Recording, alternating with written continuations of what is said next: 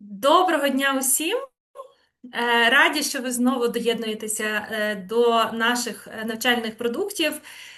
Ми знову повертаємося до вас з п'ятницею Cities4Cities, нашим подкастом корисного контенту для громад. Мене звати Марта Супрун, я є експерткою з євроінтеграції на місцевому рівні ініціативи Cities4Cities, і ми маємо можливість, як завжди, записувати цей подкаст в рамках напрямку міжнародна муніципальна співпраця програми Polaris підтримка багаторівневого врядування в Україні. Сьогодні говоримо на тему надзвичайно цікаву. Так, ми завжди радо ділимося і поширюємо інформацію про різні можливості, які дає українським громадам європейська інтеграція. І сьогодні говоримо саме про нову програму підвищення спроможності для громад від програми URBACT. Вона називається «Акселератор URBACT для України і Молдови». І сьогодні ми маємо з нами чудового гостя Крістіана Радойчича, який є керівником програми стратегічного розвитку секретаріату URBACT. Вітаю, Крістіане! І хочу лише торкнутися кількох практичних аспектів. Ми будемо продовжувати нашу розмову англійською мовою, тому якщо ви почуваєтеся невпевнено і хочете все зрозуміти до деталей, будь ласка, налаштуйте функцію синхронного перекладу на нижньому табло у Zoom. Я сподіваюся, ви знаєте, як це зробити. Натискайте, будь ласка, на значок глобуса і обирайте українську мову, і наша перекладачка Тетяна допоможе вам зрозуміти все якнайкраще. Якщо виникатимуть якісь технічні виклики у вас, будь ласка, пишіть у чат, і наша команда допоможе вам з ними впоратися. Коротко про що говоритимемо сьогодні, це і про саму програму, і її анонс, чому українським громадам варто взяти участь, варто податися, як це зробити, які є особливості роботи з цією програмою, і які там майбутні події і можливості в рамках програми варто очікувати. Тож ми переключаємося на англійську мову. Christian, welcome to our podcast Friday with Cities4Cities. I remember the first time we met, and it was like really very turbulent times. It was June 2022, the URBACT festival in Paris, and at that time I had this feeling that no one in Ukraine actually knew what URBACT program is, and I felt myself being a pioneer that learned something completely new for Ukrainian municipalities and people who work in local governance. Since that time, lots has changed. We already had 2 calls of URBACT program where Ukrainian municipalities participated quite actively. And now we have this long expected news about Accelerator for Ukraine and Moldova. We followed the success of similar tool in Balkan candidate countries. So here we are. Let's go straight to the point and let's announce this wonderful opportunity for Ukrainian municipalities. Thank you, Marta. Yes, indeed. In 2022, that was the last festival of URBACT 3, and we were just starting with then the URBACT 4, where the beneficiaries map was enlarged with Western Balkan countries and also Ukraine and Moldova. And therefore, we also had you as one of the referent organizations to come and support and represent the Ukrainian part of beneficiaries map. And yes, now we are very much in URBACT 4. The Ukrainian and Moldovan beneficiaries that are financed from the same fund have been able to already join transfer networks. So the networks where cities are transferring the good practice from one city to their city. And now there was also a call for action networks where also Ukrainian cities were able to be proposed in those networks.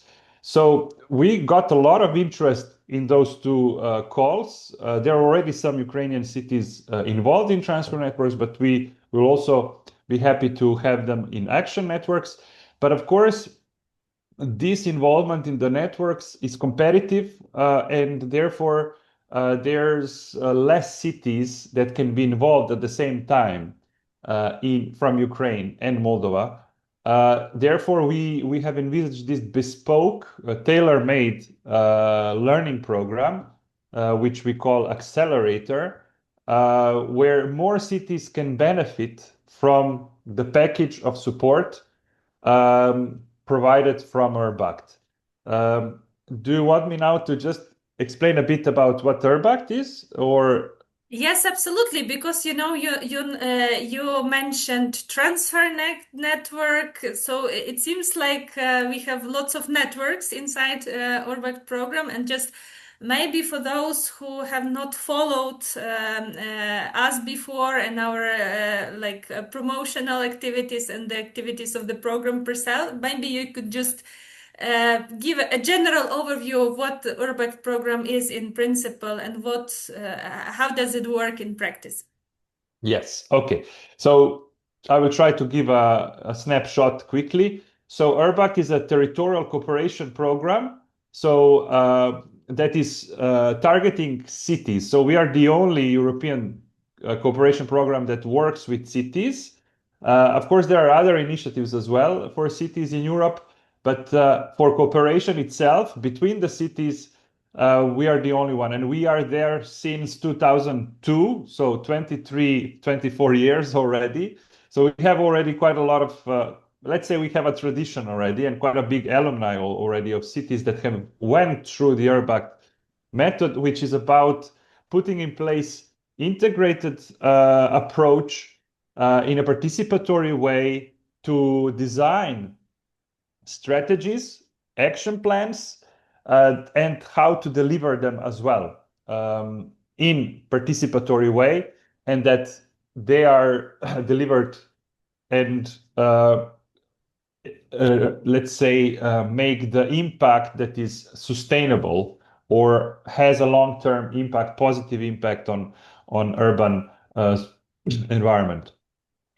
Thank you. Yeah, and you also mentioned that this is the program for cities, but if you read into the program documents, I think this notion is quite broad, right? So sometimes it could be different types of municipalities that could participate in the program. Could you be just a little bit more specific? Can rural municipalities participate, and under what conditions? Because we have lots of suburb municipalities or any other types. Yes, indeed. I mean, we call all the cities cities, all the urban settlements cities, but it is true that the definition is quite wide. So these can be cities, these can be municipalities of different sizes, these can be boroughs, neighborhoods, or districts within the city. This can be agglomerations, metropolitan authorities, even functional areas. So anything that is related to the urban settlement of different size and has the competence to deliver specific services on the ground in area-based approach. But for Ukraine, for example, I know that you have distinction between you have hromadas and you have urban hromadas, rural hromadas, and even some settlements. So we had a discussion with also the National URBACT point, and I think there is a slight difference in Ukraine where you have rural hromadas, which probably are not eligible in URBACT, but are rather urban hromadas that are eligible in URBACT. So So any kind of municipality, so I think we refer here to settlements, Yeah, besides villages in the Ukrainian legislation that have the certain elements of urban municipalities, but are at the same time not cities. So it's it did. possible, right? It did, and no limitation in terms of population. So there is no minimum in general. But of course, to be urban, you need to have a certain number of inhabitants. Absolutely. So I will also, I just forgot to mention to our participants that you could also place your own questions to Christian in the chat, and I will voice them. But meanwhile, we were quite in a hurry to arrange this podcast because the deadline is just around the corner. So it's 16th of July, right? How to apply actually to be able to participate, and Yeah. how many participants you expect to select for this program? Okay, so this is another element where we facilitated the engagement of cities from Ukraine. As I said before, in normal calls for networks, you need to find a network of cities with the same urban challenge, and then the lead partner that is submitting the proposal selects the partners actually with whom they would like to work with. And here it's the individual applications. So it's very easy. You just go to the application form and you submit your own individual application without any requirement to search for other partners across Europe or within Ukraine. So it's really individual, and this is the first facilitation. We have envisaged two tracks for Ukrainian and Moldovan cities. One, let's say the most attractive track is called Action Lab track, where the cities will get funding. So it's the budget of 40,000 euros to implement concrete intervention, concrete solution in space on the ground. Of course, they will be able also to finance staff, at least one full-time job position. And there is also a dedicated budget for traveling that is envisaged in the learning program. Here we have 10 spots available. But in order to increase the number of cities that can benefit from learning activities, we have foreseen a so-called knowledge track where we will have 50 cities altogether involved. So those from Action Lab track, and then additional cities that we will select that would follow the learning program. So this would be, notably, it would be consisting of webinar series on different topics. So introducing the URBACT method, the European Sustainable Urban Development Framework, how to design policies in an integrated participatory ways. Then we would have some specific thematic angles as well. And then also on how to maximize impact at local level, how to build the ecosystem with the local stakeholders. And then also we'll have a funding focused sessions. So this is all online. And then we also foresee two bigger activities which are on spot. This is requiring travel to European cities. So it will be two study trips. We foresee that those study trips will be longer, at least 3 days, where we would focus on specific topics and have a specific focus. So the first trip would be about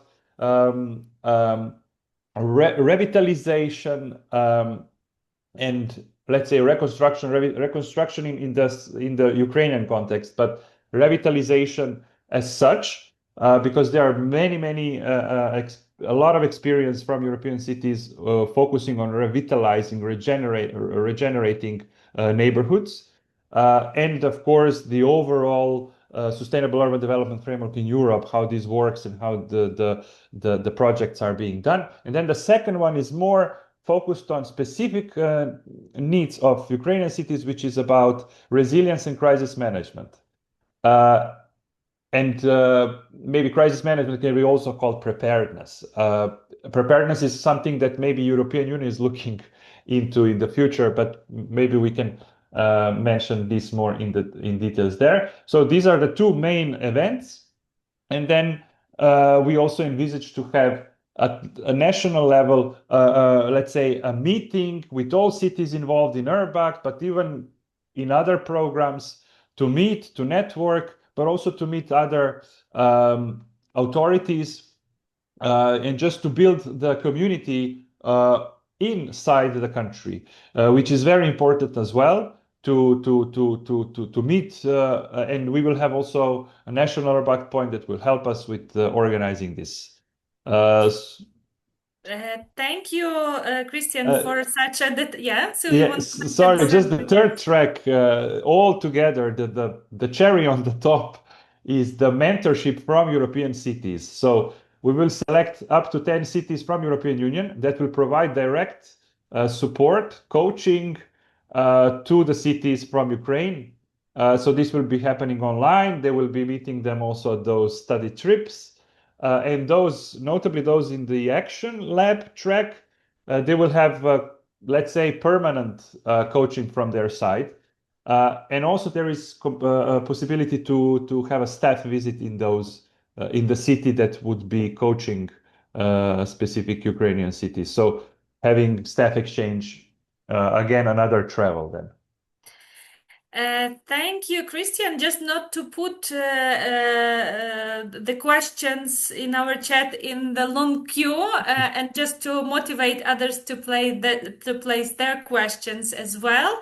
I would like to go straight to our chat and with the two questions that we have there already. The first one relates to the eligibility of applicants, and we have a question about whether the rayon level, which is a kind of district level about municipal level that comprise of 12 municipalities, could apply for this program, or this is just for municipal, the lowest level of local governance. Yeah, if I understand, this is more like sort of a functional urban area, because it includes... No, it's in the Ukrainian administrative system, we have basically four levels of governance. This is national level, then regional level, then we have this rayon level, okay, and the level of municipalities. Just to mention that rayon level is the representation of the state governance, state power locally, let's say. Yes, I understand. I understand now. Yeah, in certain countries, also called provinces. Yes. So yeah, it's provincial area. Probably it's more suggested that this level, in order to consider the eligible, tries to work or find a municipality that would be the one that where the work would be focused, because we really want to have a area-based approach. So there needs to be the definition of the municipality where the action would actually take place. But for the knowledge track, this is completely fine, I think, even provincial area, provincial stakeholder. So I would even leave open this to apply on theirs at that level, because it's still very much close to the urban, let's say, area-based, but still they can contribute from the knowledge activities. And of course, they need to also explain how, in each way, this knowledge would be then, shared with municipalities they have within their area. Thank you, Christian. I also see that in principle, there are much more stakeholders that could participate in URBACT program in principle than just municipalities or cities.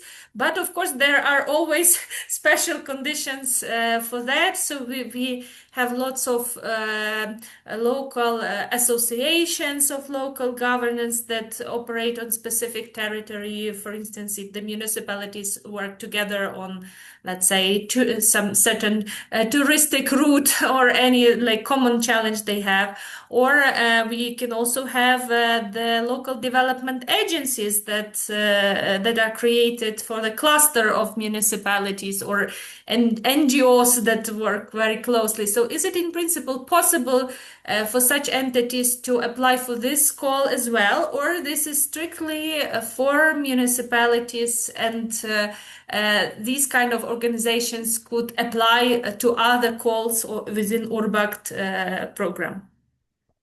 Yes, I mean, we in the definition of a city, we also have those development agencies that can be part of the same definition, or specific service agencies, either for mobility, waste management, and so on. But then, of course, the development agencies we have in the countries, in other countries that let's say they are having several overseeing several municipalities. It's basically the area not equal to province, or let's say in your case, I don't know how you call it exactly. Yeah, Rayon. So we have those as well, but of course we expect high number of applications, and we'll need to make based on the relevance the selection. So the relevance is one of those criteria that will help us decide and give more appraisal to specific applicants. So indefinitely, we would give more priority to municipality area-based than other instance. Thank you, Christian. We also have a quite interesting question in the chat, and I hope you could answer it. Whether the municipalities or municipal administrations that have been relocated from the occupied territories of Ukraine, but who still operate as local governance and who still like take care of their local citizens that are on the Ukraine's controlled territory. So are these relocated municipalities eligible for application, and under what condition? Yes, I would say that probably for the knowledge track, they are very much adequate applicant. But for the Action Lab track, where we require the specific pilot project to be implemented, probably it's not appropriate, because one criteria that we have for the selection for Action Lab is the feasibility of the pilot action that can be implemented within the frame of the accelerator. So I would definitely say yes for the knowledge track. Thank you, Christian. And just to make clear for our participants, could you just please say yes or no? Because this is how the question is placed in the chat. So cities and settlements that have some elements of urbanized areas can apply for this accelerated, but rural communities cannot. Yes or no? Rural hromadas, yes. Yes. We said that rural hromadas are probably not adequate for this call. Yes. Thank you. You also mentioned that, of course, this is the program not only for Ukrainian municipalities, but also for Moldovan ones, and that we already have lots of projects where cities from Ukraine and Moldova are already part of transfer networks and will hopefully be part of the action planning networks. And it seems to me that these municipalities who are already in the program implementing a project has some kind of privilege. Why is it in participation? Why is it so? Do you see any challenges with Ukrainian municipalities in particular when they implement URBACT project? I mean, maybe there are two questions here. One thing is about if those have a privilege. We, of course, would like them because they are also in transfer network. They have already the package there of learning capacity building. But we would also like to, if they have an interest, they have an open door to come also to the accelerator, to the knowledge track specifically. For the action lab track, we would like to have new cities, of course, because added value is also something that will be checked during the assessment. So we would like them to be part of the community of the knowledge. So they bring another aspect because they're already involved in a network, URBACT network with other European cities. So it will enrich the whole exchange and learning with the whole community of the accelerator. So that's one side. And then the other question was, so there was a privilege, and the other question was what already? Yeah, so I mean, why so? Because now I understand Why so? Yeah. This is not a privilege, but it's an opportunity. Indeed. Then there was this about specific needs and so on. Yeah. So for now, we still don't have a lot of knowledge about the specific needs that Ukrainian beneficiaries are having locally. Because the transfer network just started at the beginning of the year. So now they went through the so-called transferability study process where their local conditions were checked, analyzed, and they will now define they define the stakeholders and so on. But we don't have a lot of knowledge yet if there are any outstanding needs. Of course, we know the problems with the travel. There were some administrative, things that we needed to fine tune with them and so on, but this is all done. And also here in Accelerator, we have a much more straightforward administrative process with not a lot of reporting, advance payments, and so on. So we facilitated a lot this cooperation involvement of a municipality in the European program, so that it's really focus can really be just to enjoy the learning journey, not spending too much time on reporting and collecting different documents to function in a program. But of course, one important part of the accelerator is to dig deeper and understand specific challenges of Ukrainian cities. Therefore, this action lab track also has in the back a sort of, let's say, a more research kind of a dimension where we will be looking at those specific needs. Therefore, we will also create a bespoke publication, lessons learned, and so on, so that we can learn and build up for the future for Ukrainian cities, notably. Because this is just one program that will be there for 1 year and a half, but there is more things to come in the future. So we very much hope that this accelerator will bring a lot of new knowledge for us, intelligence, to be able to create then in the future new programs of support. At the same time, I think there's a lot of things that Ukrainian cities can give to European cities, and this is notably in relation to the crisis management resilience. We'll be looking at that as well, because that's also one of the future focus of cohesion policy is also this topic of resilience and security and preparedness. So this is going to be very much, we'll be looking a lot into those topics, and it's going to bring a lot of knowledge to everyone. Thank you, Christian. So you already touched upon the specific challenges that municipalities participating in the program may address, but like basically the spectrum of challenges the cities may face is so broad, and in Ukrainian context it's even broader because of war, because of recovery process, because of EU integration process. But are there any like guidelines or any specific topics which are of priority for the program? So where to look for any kind of guidelines? What is important to identify this challenge to work with?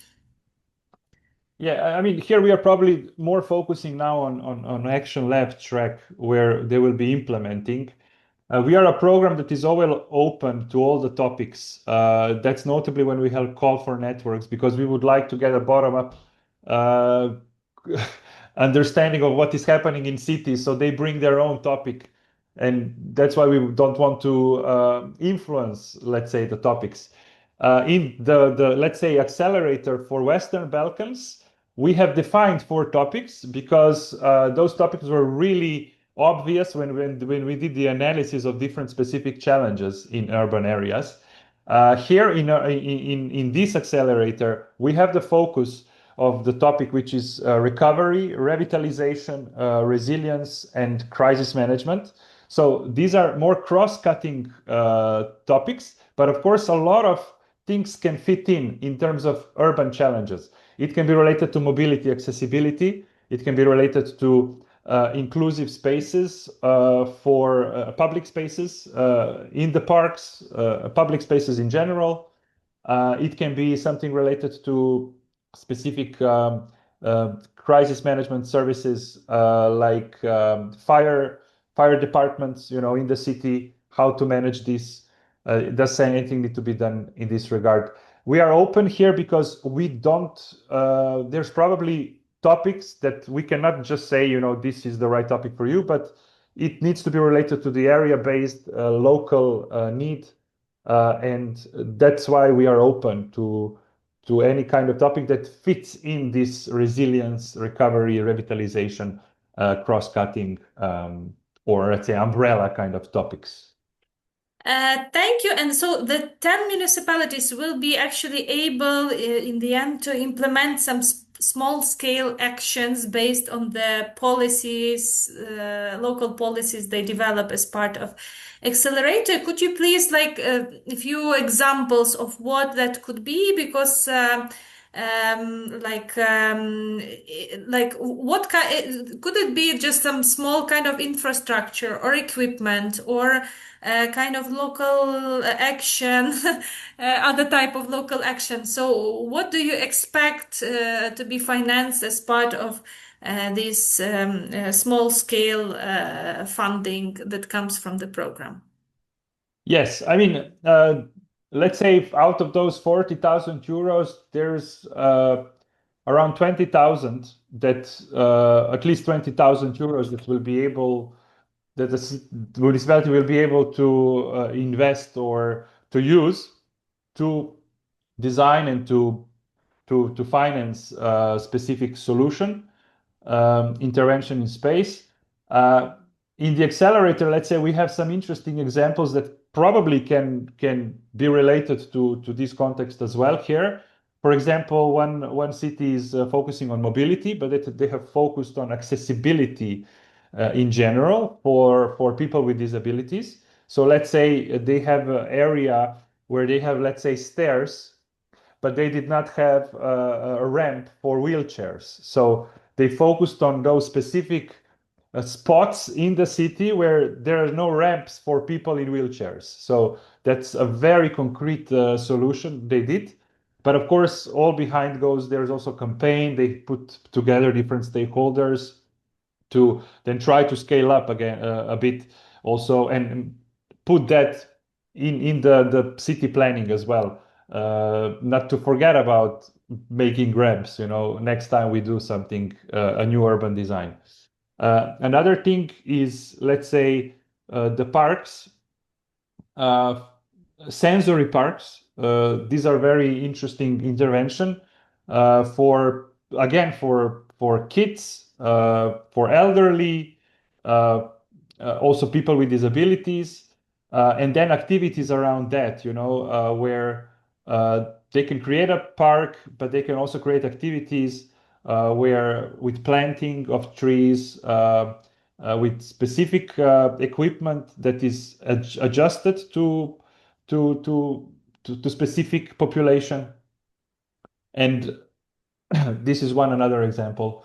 There can be also very concrete mobility kind of interventions where you want to create new bicycle lanes, for example, that was maybe not existing. So you can create or a sidewalk or crossing the street areas. So this is related to safety.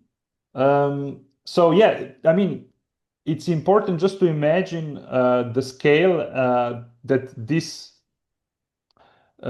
you can do for that amount of money. But the thing is, at the end, this small budget creates some, let's say, the basis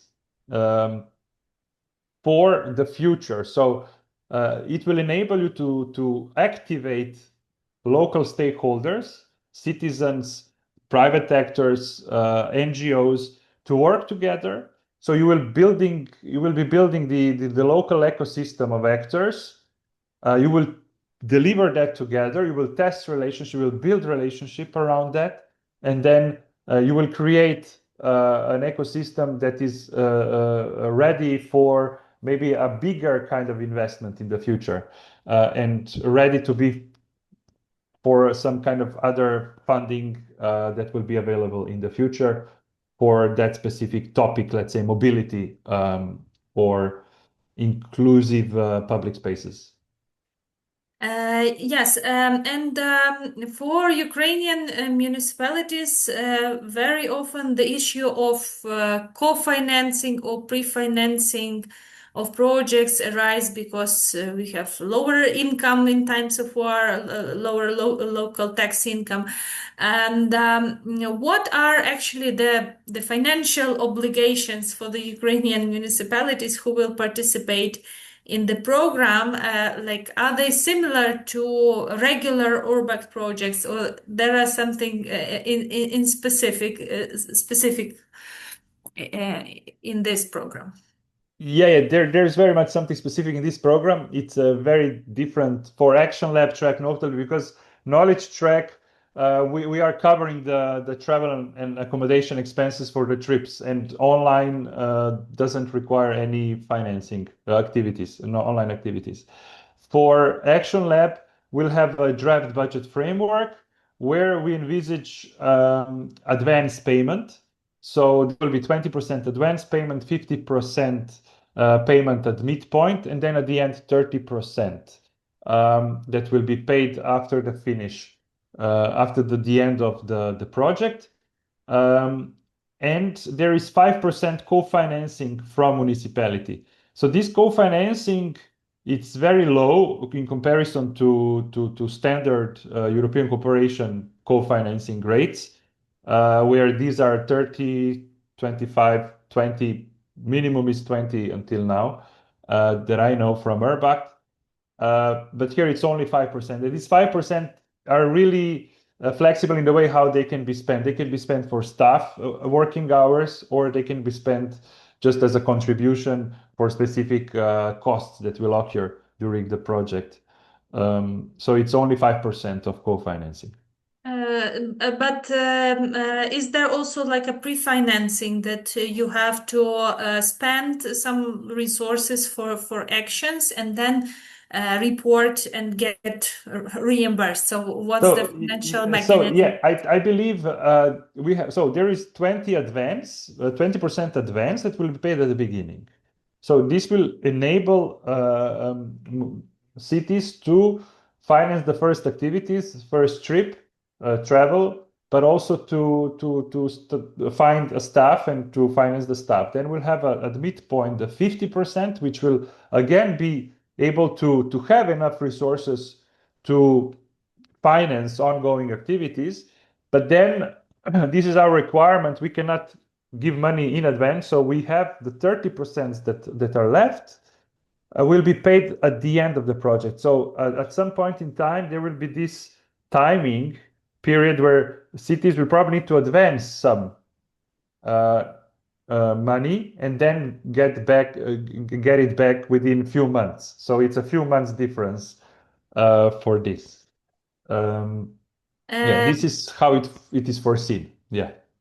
Very related question because it in the chat, because it concerns also the financing of staff and travel of the representatives of the municipality. It says in the manual that the program will cover 2 representatives to go for this study visit. Most probably these are the representatives of municipalities who will work within this program, who will attend all other activities, who will be responsible contact points. But are there any specific requirements to the positions of such people in the municipalities? I mean, should there be in charge of any specific topic where the challenge is, or like what could you respond to this question? Yes, I mean, this is what is the application form. There is the question of the role of the municipal staff that would be involved in the city. So this needs to be coherent with what you would like to do and why you are motivated to join the program. Now, there is big difference between knowledge track and the action lab track, where action lab track is we require much more information about the local team, the capacity at local level that will be needed. You will also be able to employ a new person that can support you. But in terms of the knowledge track, there just needs to be coherence with motivation and the role of the person within the city so that it makes sense that they are involved in such activity. Thank you. And we have another question from Anastasia as well regarding co-financing obligations. Did we get it right that it is obligatory and it's in financial, in financial resources, or can it also be in kind, so that a certain amount of a working time of a person is dedicated to the project? How Indeed. could that be managed, and like what are the the receipts or the confirmation of activities that you should provide to prove this, right? I mean, the payment, the salary payment, or the amount of activities that were done. So what do you consider during reporting? So this is flexible. As I said, there is no reporting.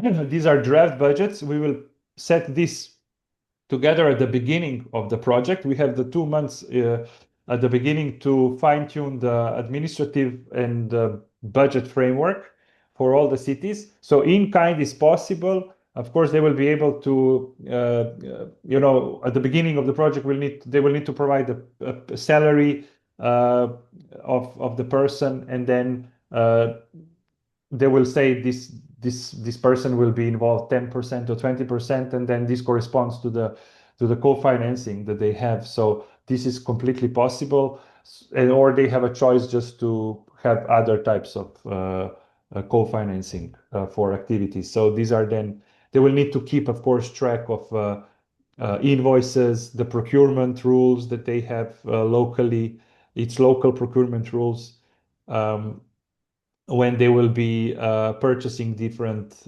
services. So For these services, then they can use the budget, complete the full budget that they have, because their co-financing would go to in-kind and staff, or they can co-finance also these kind of services. So we'll be flexible here, and we'll set up this at the beginning of the project.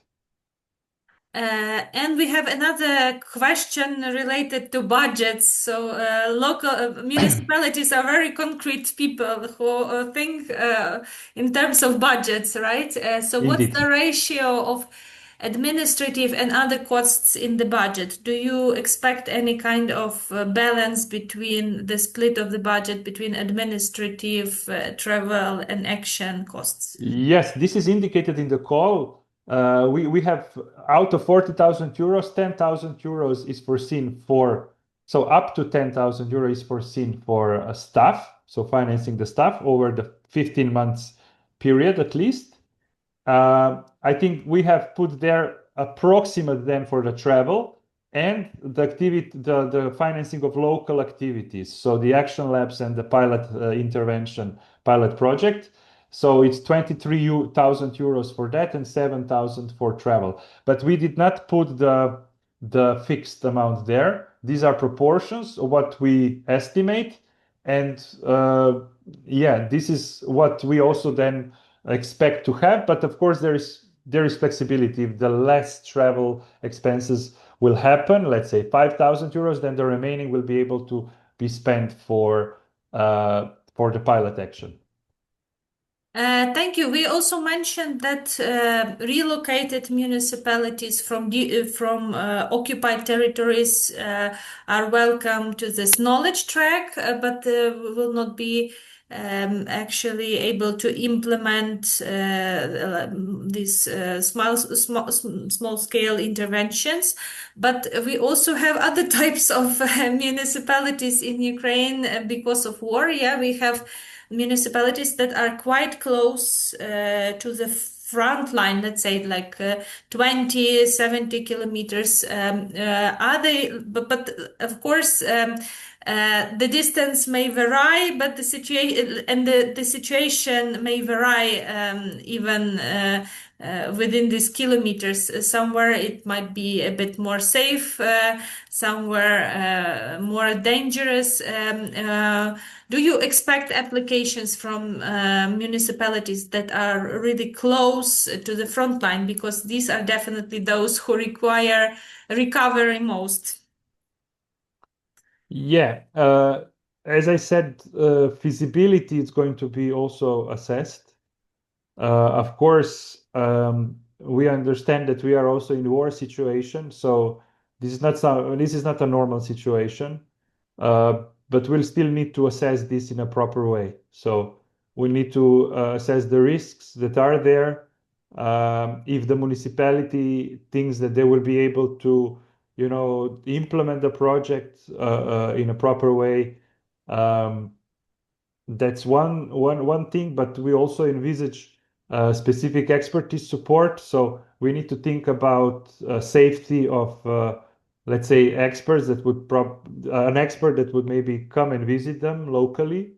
So we will put all this into consideration. So it's difficult to say now. Of course, they can apply, but we will need to assess the feasibility of being able to implement the project in a proper way. Thank you, Christian. So I feel this hour just flied so quickly, and we have the time for the final wrap up. So just very briefly to summarize everything we were discussing here today, what would be your three main reasons for Ukrainian municipalities to apply for URBACT Accelerator for Ukraine and Moldova? Yeah, thanks. The first, of course, is the opportunity to exchange experience with peers from a European Union. So this networking with European cities, to see that we have very similar settlements, urban settlements, that we are all the same humans with the same needs and so on. So this is something that is very successful already and happening in European Union. You get the understanding also of how European Union works with the cooperation projects. The second one is really opportunity to get closer to European Sustainable Urban Development Framework, to be able to compare it also to your existing one, to see if there are big differences or not. So this is very much related to the integration, enlargement process. Cities are very much important actors in this respect as well. And this can also help you accelerate further when there will be available funding coming from European Union, because we will be trying to give you the understanding of how the European project needs to be set up, defined, in which kind of frame, and with what kind of elements as well. And then the third, I would say, notably for those that will be in Action Lab, but also those in Knowledge Lab track, they will be able to observe what is happening. Cities in Action Lab track will get time and space, opportunities for time and space to be able to experiment a bit, to be able to build something new, to see if certain solutions can work. So put in place pilot projects, work with stakeholders locally, build the relationship locally, and build this ecosystem locally that can be productive for future work. And they get the support for that. So these are the three main dimensions, I would say. And of course, all together, we are building the community of cities. This community is getting bigger. It's important that we then cherish the community and that cities get to know each other, get to know other cities, and they are just involved in this. I think this cooperation in general in Europe, it's a very good practice, I would say, that connects cities from different countries and builds this European community overall.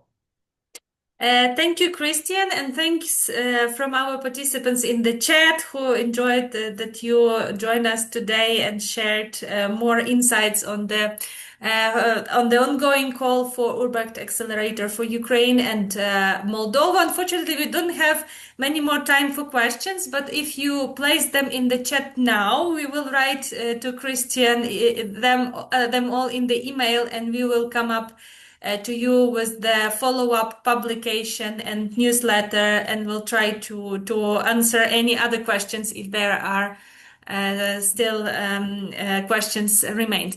Thank you, Christian.